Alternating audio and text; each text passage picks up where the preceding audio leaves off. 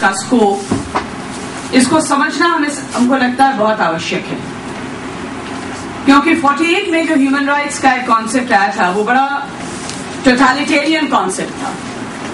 उस समय हम टोटलिटी में सोचते भी थे, युद्ध न हो, दमन न हो, व्यक्तिगत में हम लोग सोचा करते थे इन 1948 एंड अहेड। लेकिन इसके बाद यूरोप में और खास तौर पर पेरिस में 67 से एक मूवमेंट की शुरुआत हुई। क्रमशः ये मूवमेंट फैला। वैसे पेरिस में तो ये मूवमेंट न्यू यूथ मूवमेंट के नाम से जाना जाता था और क्रमशः बाकी देशों में भी ये सारे मूवमेंट्स फैलने लगे, जिसमें जो पूरा ह्यूमन सोसाइटी है उसके अंतर्गत जो समूह हैं, जो समुदाय हैं, वो अपने अपने राइट्स को ब्रॉडर ह्यूमन राइट्स डिक्लेरेशन के अंतर्गत असर्ट करने लगे। हम इसको फ्रैगमेंटेशन कहते हैं और आज के दिन में फ्रैगमेंटेशन बड़ा इंपॉर्टेंट है। सोशल साइंसेज में हम आज के दिन में एक शब्द यूज करते हैं, परिभाषा यूज करते हैं, उत्तर आधुनिकता, पोस्ट मॉडर्निज्म। और पोस्ट मॉडर्निज्म के दौर में वो टोटलिटेरियनिज्म की जो सच्चाई थी, उसका जो ट्रुथ था, उसको बिना नकारते हुए ढेर सारे छोटे समूह के ट्रुथ को, उसके सेंट्रलिटी को एक्सेप्ट करने का हम प्रयास करते हैं। और हमारा यह विश्वास है कि इस फ्रैगमेंटेशन से कोई मुहिम, कोई आंदोलन, कोई व्यवस्था कमजोर नहीं पड़ता। उल्टे जब फ्रैगमेंट से सारे विचार और उनका आवाज पहुंचता है तो वो टोटलिटेरियन कॉन्सेप्ट ज्यादा मजबूत होता है। इस संदर्भ में फ्रैगमेंट्स कहने का अर्थ होगा, मान लीजिए आज के दिन में विमेन्स राइट्स की बात करते हैं और फिर 1989 में चाइल्ड राइट्स का एक चार्टर आया जिसको 1992 में भारत सरकार ने उस पर हस्ताक्षर की। और उसी प्रकार से आज के दिन में दलित राइट्स की हम लोग बात करते हैं और अभी तो एनवायरमेंटल राइट्स की भी बात करते हैं और डेवलपमेंट के कॉन्टेक्स्ट में इसको चैलेंज करने का भी हम पूरा का पूरा तैयारी करते हैं, पूरा का पूरा प्रयास करते हैं। तो बहुत तरह के आवाज अब निकलने लगे हैं। हर आवाज की अपनी सच्चाई है, हर आवाज की अपनी ट्रुथ है, and that truth ultimately goes up and strengthens the entire totalitarian concept. इसलिए हमें लगता है कि आज के दिन में जब हम ह्यूमन राइट्स की बात करते हैं तो इस ह्यूमन राइट्स को उस अंदाज में, उस संदर्भ में देखने की आवश्यकता होगी। पुलिस एट्रोसिटीज इस सेमिनार का, इस प्रथम सत्र का मुख्य विषय है। जितना भी ज्यादा बोले शायद वो कभी होगा जहां तक पुलिस एट्रोसिटीज का सवाल है। स्टेट एंड पीपल या स्टेट एंड सिविल सोसाइटी, ये आज के दिन में कॉन्फ्रंटेशनल मोड में चला गया है। और जब हम स्टेट के किसी सिस्टम के साथ बात करते हैं तो स्टेट का सिस्टम गवर्नेंस का बात करता है, अच्छे गवर्नेंस का बात करता है, सुशासन का बात करता है और कहीं ना कहीं उस गवर्नेंस के एंटायर प्रोसेस में व्यक्ति, आम आदमी, सिविल सोसाइटी को लगभग वो छोड़कर चलता है। इसलिए अगर कोई भी डेवलपमेंट का मेजर्स हो, डेवलपमेंट के सारे प्लानिंग्स हो, उस पर अगर आप कोई आंदोलन करते हो, कोई विचार करते हो, कोई मीटिंग करते हो, तो आप पर हर तरह का रिप्रेशन होने का संभावना बढ़ता है। और आज के दिन में बिहार में तो यह स्थिति बनता चला जा रहा है धीरे धीरे कि आप खुलेआम इन सारी चीजों के बारे में डिस्कस भी नहीं कर सकते। अभी रिसेंटली एक छोटा सा इंसिडेंट था जिसको लेकर मीडिया के कर्मी ने थोड़ा बहुत उसके खिलाफ उसने लिखा। उदाहरण देंगे हिस्ट्री से ही, यह आर्कियोलॉजी का विषय है। आप सब पढ़े होंगे आज पेपर में, नालंदा में एक इंटरनेशनल यूनिवर्सिटी बन रहा है। ये आर्कियोलॉजिस्ट, सुपरिंटेंडेंट आर्कियोलॉजिस्ट है बिहार का, तो उसने कहा कि एक स्ट्रेच ऑफ लैंड में आप खुदाई ना करें क्योंकि वो मेरा कल्चरल राइट है, वो मेरा आर्कियोलॉजिकल राइट है बिहार में होने के नाते और पूरे देश का विरासत पर ये अधिकार है। उसने कहा इस स्ट्रेच की खुदाई आप ना करें, या खुदाई करें भी तो उसको प्रिजर्व करें और ये आपकी यूनिवर्सिटी के लिए भी अच्छा होगा अगर आप इसको प्रिजर्व करते हो तो। ये छोटा सा उसने आर्टिकल 3-4 दिन पहले एक अखबार में, हिंदुस्तान टाइम्स में निकाला। And will you believe it, सब जगह से इंक्लूडिंग मुख्यमंत्री के दफ्तर से उनके पास फोन आया, लगातार बाकी लोगों के पास भी फोन्स गए कि इस तरह की बातें मीडिया में कैसे छापे गए। और तुरंत अगले दिन एक और आर्कियोलॉजिस्ट जो कि यहीं पर बैठे हुए हैं, उन्होंने लिखा कि नहीं ऐसी कोई बात नहीं है, विरासत कहीं पर बर्बाद नहीं हो रहा है। तो जहां पर आप खुलेआम किसी बात पर डिस्कस नहीं कर सकते हो, जहां पर इन सारी चीजों पर बंदिश लगाने का, प्रतिबंध लगाने की आप बात करते हो, तो वहां सारा का सारा ह्यूमन राइट्स और ह्यूमन राइट्स को लेकर हम कैसे संघर्ष करें। अभी कॉलिन कह रहे थे एक लीगल नेटवर्क सेल की बात कर रहे हैं, जो कि बिहार में वो शुरू नहीं कर पा रहे। हमें लगता है इसे विशेष रूप से इसकी आवश्यकता होगी। बहुत अधिक अभी तो नहीं कह सकते, लेकिन 2-3 विजिलेंस, 2-3 स्नैपशॉट्स हम आपके सामने रखना चाहेंगे। पहला स्नैपशॉट, चूंकि इन सारे इंसिडेंट्स में हम गए और वहां पर लोगों से बातचीत करने का हमें मौका मिला, और ये था औरंगाबाद में जो पुलिस एट्रोसिटी हुई 2 मई को। इसके पहले औरंगाबाद में एक मुखिया की मौत हो गई थी। मुखिया की वर्चुअली अगर हम कह सके तो उनकी हत्या ही कर दी गई। और मुखिया की जो हत्या है औरंगाबाद में, वो एक सिंगुलर इंसिडेंट नहीं था।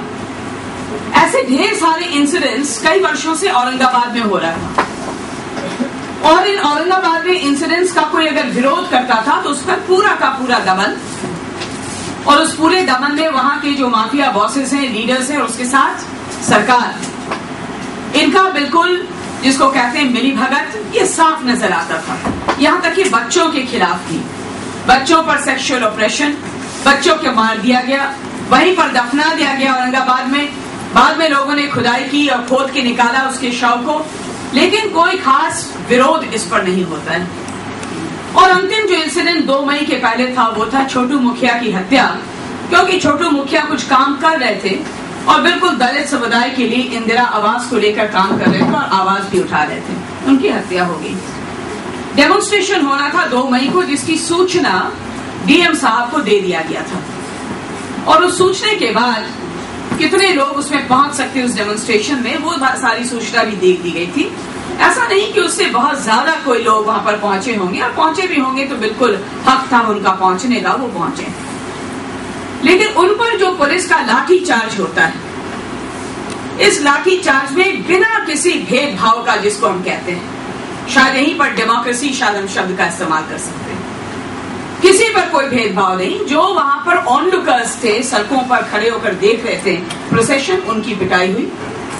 हम कुछ महिलाओं के साथ बात किए, जो महिलाएं वहां पर पिटीशन देने गई थी डीएम साहब को, अपने किसी प्रॉब्लम के लिए जो पिटीशन देने गई थी, उनकी पिटाई हुई।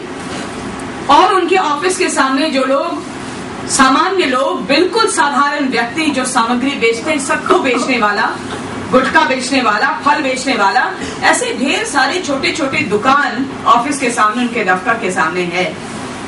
हम लोगों ने उनसे बात की तो बहुत लोगों ने पहले तो बात नहीं किया, लेकिन बाद में कहा कि अंधाधुंध पिटाई पुलिस ने की, और पुलिस ने उन छोटे छोटे दुकानदारों को भी मारा। वो सारे दुकानदार वहां से बाहर निकले, और निकट के एक और हॉल था, वहां पर जाकर उन लोगों ने शरण दी। और इन सारे चीजों के बारे में जब हमने अध्ययन किया और रिपोर्ट लिखा, सबसे हैरानी की बात जो उसके बाद हुई कि 2 दिनों के बाद डीजीपी साहब का स्टेटमेंट ये आता है बिहार में कि among the SPs that I have in the various districts of Bihar, Aurangabad के एसपी ने बहुत अच्छा काम किया, बहुत अच्छा काम कर रहे हैं। ये तुरंत हमारे इस इंक्वायरी के बाद आया।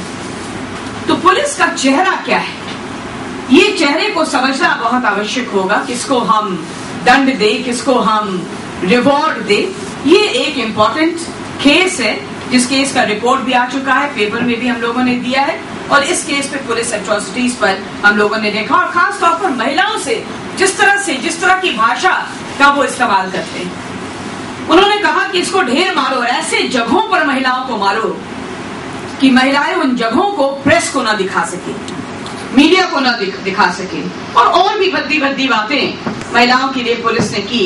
ऐसा महिलाओं ने वहां पर रिपोर्ट किया।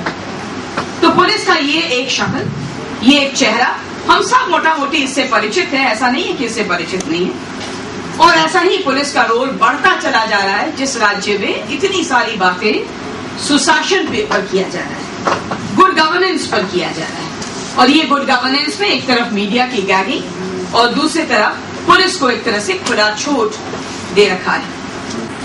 और ये राजधानी है, हम समझते हैं कि यहाँ पर हम ऐसे लोग बैठे हुए हैं जो कि ज्यादा समझते हैं चीजों को, बहुत ज्यादा हम आर्टिकुलेट हैं। ये एक प्रॉब्लम आया पिछले वर्ष इसी समय, लगभग जब पटना में बहुत गंदगी फैलता है बारिश के कारण, और पटना के लोअर रोड्स में, जो कदमकुआं के इलाके में जो रोड्स है, मछुआटोली के इलाके में जो रोड्स है, इतना कूड़ा करकट उसमें गिरा रहता है जिसकी सफाई नहीं होती है, हेल्थ हैजर्ड्स तो बने हुए हैं। तो वहां पर कुछ हमारे यंग पॉलिटिकल पार्टीज, एडसो की ये सारे लोग थे जिन लोगों ने प्रोटेस्ट ऑर्गेनाइज किया, और लोकेलिटी के लोगों ने भी मिलकर नाला रोड में शांति प्रिय ढंग से बैठकर उन्होंने प्रोटेस्ट की। लेकिन उसी समय टाउन के जो डीएसपी थे, नाम हम नहीं लेंगे, उन डीएसपी का थैंकफुली इधर के दिनों में उनका ट्रांसफर हो गया है, लेकिन वो डीएसपी साहब वहां पर पहुंचे और डीएसपी साहब ने औरतों पर, जो महिलाएं, जो लड़कियां वहां पर बैठी हुई थी, कुछ तो पटना यूनिवर्सिटी की भी लड़कियां थी जो कि धरने पर बैठी हुई थी, इनके साथ इनका जो सलूक था वो बहुत भद्दा था। जो भी शब्द हम इस्तेमाल करें to criticise, that would be less in terms of police action. उनका बाल पकड़कर खींचा गया, भद्दे भद्दे शब्द कहे गए, कहा गया यही सब ये लड़कियां करती हैं, सड़कों पर ये लड़कियां घूमती हैं, उनके चरित्र को भी लेकर ढेर सारे बातें कहे गए। उसके बाद उनको राउंड अप किया गया, राउंड अप करके उनको पुलिस जीप में रखा गया और थाने में लाया गया। थाने में इनकी बजाबते जो लड़की थी, जो लीड कर रही थी, हम जानते हैं उनको, उसको लोगों ने फिजिकली अब्यूज किया, यानी थप्पड़ मारा। कुछ लोगों ने कहा कि आप तो हमको पकड़ कर ले ही आए हैं, तो मारने की क्या आवश्यकता है, उस पर और भी मार पड़ा। और पुलिस ने कहा, ढेर लोग, सारे लोगों ने कहा कि ये पुलिस जो है, या जो डीएसपी साहब थे, उनको रोकने का उन्होंने कोशिश किया, लेकिन डीएसपी साहब रुकेंगे क्यों। जो कुछ पुरुष वहां पर थे उनकी तो काफी पिटाई हुई, बाद में उनको जेल भी भेज दिया गया। और एक लड़के की तो इतनी पिटाई हुई, उस समय बीमार था वो, जॉन्डिस हो गया था उस लड़के को, कि बाद में चलकर भी उसको हॉस्पिटलाइज होना पड़ा। ये पटने शहर की बात है, जहां पर एक डेमोन्स्ट्रेशन गंदगी के खिलाफ, एक शांतिप्रिय नॉन वायलेंट डेमोन्स्ट्रेशन जो है गंदगी के खिलाफ, उसका ये असर होता है, ये उसका नतीजा निकलता है।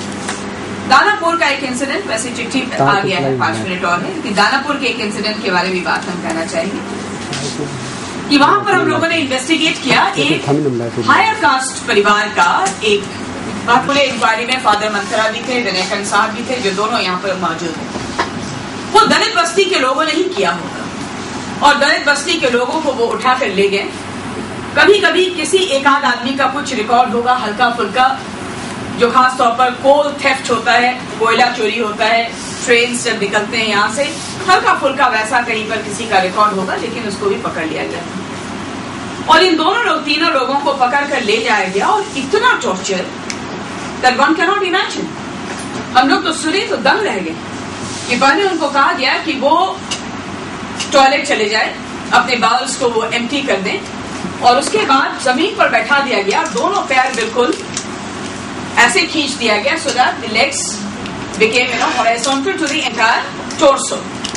So you can imagine the kind of pain, dignity की बात तो छोड़ दीजिए, the kind of pain that these people suffered without actually being convicted। एक पुलिस को खाली सस्पेशन था, यही दलित बस्ती के लोगों ने ऐसा किया होगा। इस पर भी सारा हमारा रिपोर्ट गया, लेकिन इस रिपोर्ट्स का बहुत सारे और भी रिपोर्ट्स हैं। बच्चों को लेकर चूंकि हम काम करते हैं, तो पुलिस का हर एक एलिमेंट, यानी जो जीआरपी है, या रेलवे प्रोटेक्शन फोर्स है, या जो हमारा पुलिस है, उनका बच्चों के साथ कैसे सलूक होता है, पूरे जेजे एक्ट में जो सिस्टम्स लिखे हुए हैं कि आप बच्चों के साथ कैसा व्यवहार करेंगे, उसको तोड़ दिया जाता है।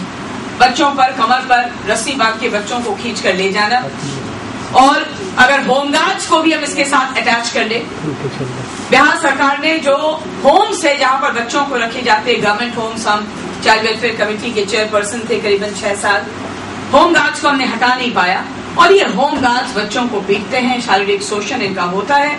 लेकिन ये सारी चीजें होते रहते हैं, रिपोर्ट्स के बावजूद ये सारा चीज जो है कहीं ना कहीं ये दफन हो जाता है। कुछ there is some kind of a public hue and cry on this, कुछ रिजल्ट्स निकलते हैं, लेकिन जितना रिजल्ट्स हम एक्सपेक्ट करते हैं इतने बड़े समुदाय से जो प्रोटेस्ट किया जाता है, that kind of a result does not come. And I would like to mention just for the closing 1 or 2 things.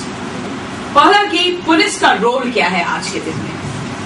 अंग्रेजों के जमाने में जब पुलिस बना था, और पुलिस सिस्टम्स, जो नया पुलिस सिस्टम्स बना, उस समय पुलिस क्यों बनाया गया था, इसका विश्लेषण। आज के दिन में स्वतंत्र भारत में पुलिस का रोल क्या होना चाहिए, इसका विश्लेषण बहुत महत्वपूर्ण है। पुलिस एक्ट में जो चेंज किया जा रहा है खासतौर पर बिहार में, उस पर आपत्ति हम लोगों ने जाहिर की थी, लेकिन बहुत कोई इसका भी सुनवाई नहीं हुआ।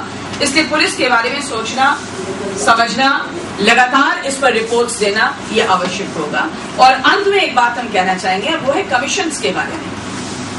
जो कमीशन सेटअप किए जाते हैं in the states, how active are these commissions?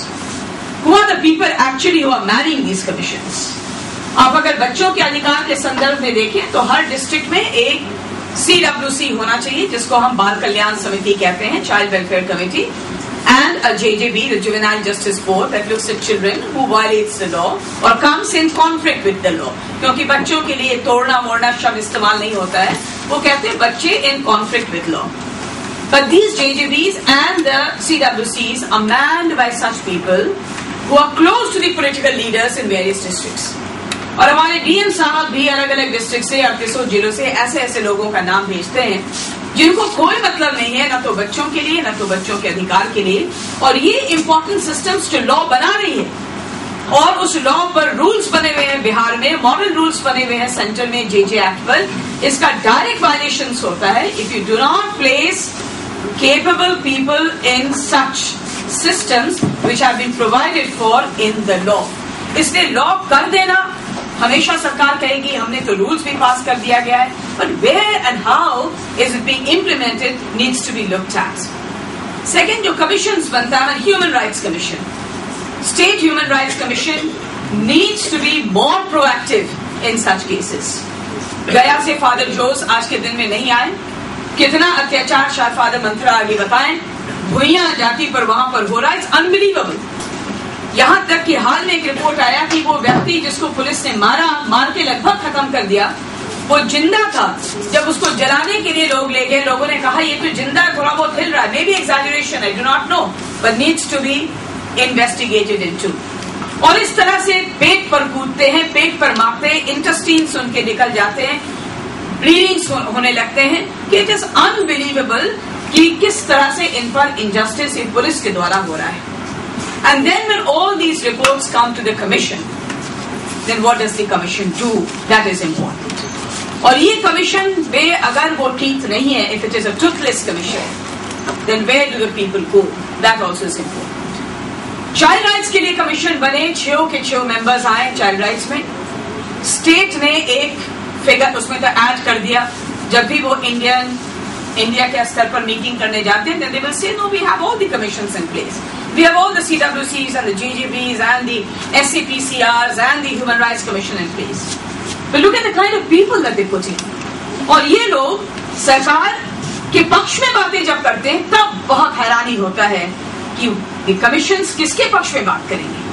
और लगातार किसी पुलिस को जब वो रिपोर्ट भी लिखते हैं पुलिस के खिलाफ, कोई एक्शन पुलिस के खिलाफ नहीं लिया जाता है, सिवाय कि उनको पुलिस लाइन्स में बुला लिया गया, 4-5 महीने के बाद पब्लिक मेमोरी से वो निकल गया और बाद में उनकी पोस्टिंग भी हो गई।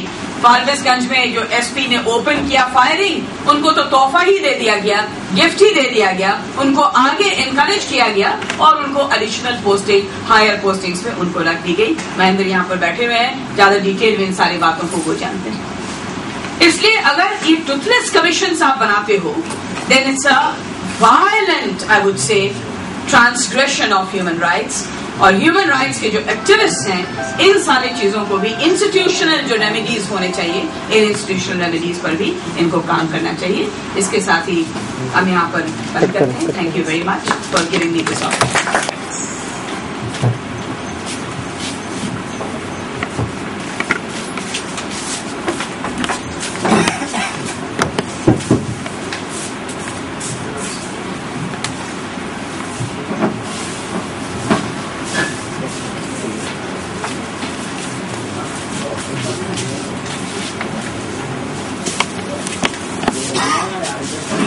आए हुए सभी साथियों को अभिनंदन करते हैं और साथ ही साथ जो मौका हमें मिला है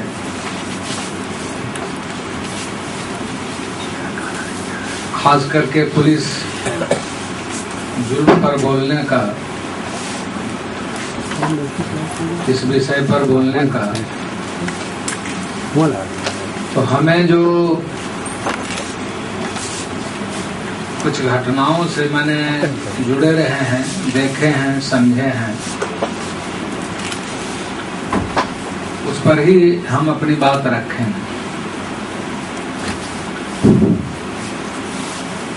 प्रोफेसर डेजी नारायण आपको बहुत विस्तारित पूर्वक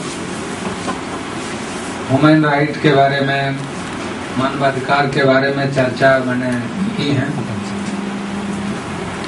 उससे हम अपनी सहमति जाहिर करते हुए खासकर बिहार के बारे में हम अपनी बात रखना चाहते हैं। हम लोग एक दौर में चर्चा था बिहार में कि जंगल राज में चल रहा है। बहुत संघर्ष हुआ बिहार में, लोकतांत्रिक संघर्ष, डेमोक्रेटिक संघर्ष करना पड़ा, एक बदलाव हुआ। बिहार के आम जनमानस, करोड़ करोड़ बिहार वासियों को ऐसा लगा, या देश के अंदर भी, दूसरे राज्यों में भी, कि बिहार के अंदर में एक परिवर्तन हुआ है, चेंज हुआ है। परिवर्तन हुआ भी, लालू जी के जगह नीतीश जी आ गए और